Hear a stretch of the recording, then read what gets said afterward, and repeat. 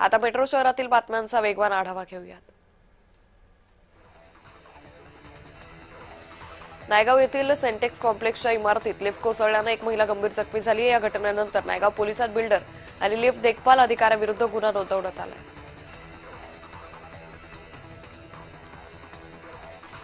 येत्या 1 मे पासून परवानाधारक रिक्षा टॅक्सी चालकांना मराठी भाषा अनिवार्य करण्यात येणार आहे।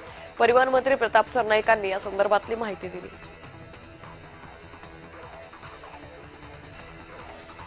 मीरा भाईंदर महानगरपालिकेच्या आरोग्य विभागातील कामगार आणि आशा सेविकांना गेल्या 2 ते 3 महिन्यांपासून पगार मिळाला नाहीये। या विरोधात मनसेनं आक्रमक भूमिका घेतली आहे। तात्काळ पगार न दिल्यास मनसे स्टाईल आंदोलनाचा इशारा दिलाय।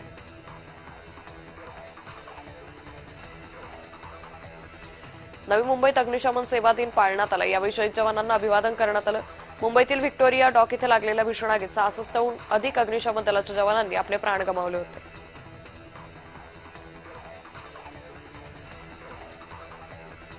डॉक्टर बाबासाहेब आंबेडकर यांच्या 135व्या जयंतीनिमित्त कलाकार कैलास खानजोडे यांनी विशेष रांगोळी साकारली।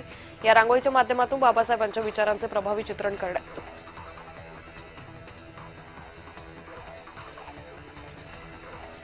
डॉक्टर बाबासाहेब आंबेडकर यांच्या जयंतीनिमित्त दादर हिंदू कॉलनी येथील राजगृहाची सजावट करण्यात आली। बाबासाहेब राजगृहात अनेक वर्ष वास्तव्यास होते।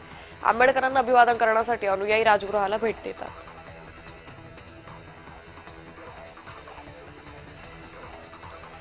मुंबईत सर्वसमावेशक बांधकाम आणि पाडकाम धोरण लागू करा। मुंबई भाजप अध्यक्ष आमदार रमेश चाटम यांनी ही मागणी केली, तर पत्र त्यांनी मुंबई महापौर आणि महापालिका आयुक्तांना दिले।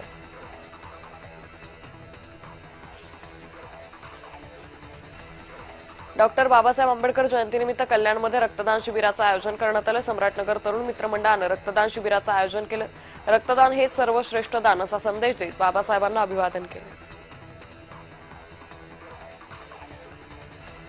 राजगुरुनगर येथील ॲडव्होकेट मंगेश धोत्रेंची एमपीएससी मार्फत दिवाणी न्यायाधीश आणि प्रथम वर्ग न्यायदंडाधिकारी पदावर निवड झाली आहे। त्यांनी अत्यंत प्रतिकूल परिस्थितीत पहिल्याच प्रयत्नात यश मिळवले।